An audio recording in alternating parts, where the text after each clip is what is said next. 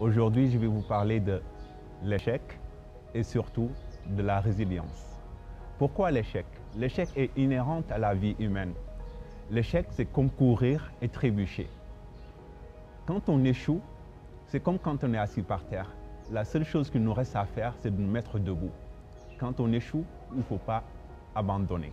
L'échec se matérialise réellement par l'abandon, par le désespoir. En réalité, l'échec est le passé. Le passé, c'est une chemise qui ne nous va plus.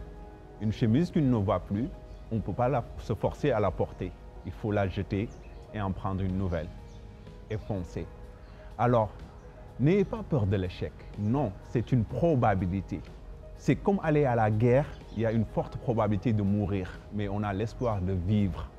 Mais quand on va en guerre, on se prépare. On prend son package, on prend tout ce qu'on a à prendre et on fait tout ce qu'on a à faire pour rester en vie.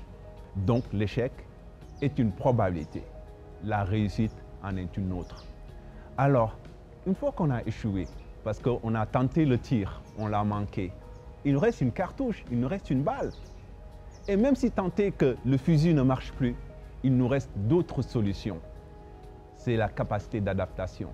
Alors, pour survivre à un échec, il faut foncer. Il faut foncer, il faut avoir un rêve, avoir un futur et foncer vers ce futur. Et se dire, oui, je vais y arriver, oui, je vais y réussir. Parce que tout est dans la tête, tout est mental. Donc, n'ayez pas peur de l'échec parce que c'est une probabilité. Et en réalité, seul celui qui joue seul ne perd jamais.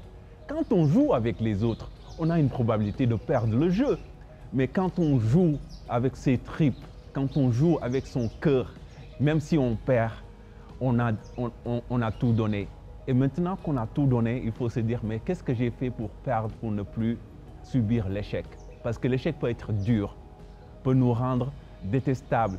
Mais en réalité, c'est notre foi qui nous permet de surmonter. Et cette foi-là, elle a un pendant qui s'appelle la résilience. La résilience, c'est cette capacité à se dire que le futur, c'est la beauté.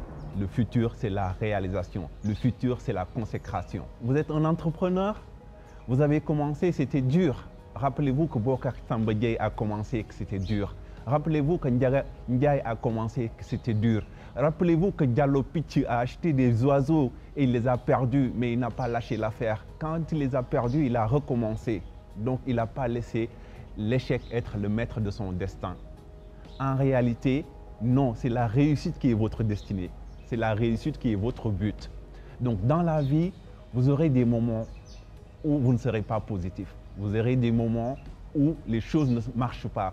Par exemple, l'échec d'une entreprise, c'est quand elle ne rencontre pas son marché. Mais à force de changer, de s'adapter à la réalité du terrain, on finit par trouver ce marché. Regardez tous ces grands groupes. Aujourd'hui, on vous parle d'Instagram, mais Instagram, c'est 3 ans sans marché. Mais après, ils l'ont eu. Aujourd'hui, on vous parle de Facebook, mais Facebook a commencé par Harvard pour se rendre compte que c'était possible de le dupliquer à d'autres écoles. Donc aujourd'hui, on vous parle de réussite, mais sachez que toutes les réussites sont tentées d'échecs. Mais c'est cette capacité à se relever 8 fois après être tombé 7 fois, c'est ça la réussite. La réussite, c'est de rester debout 8 fois.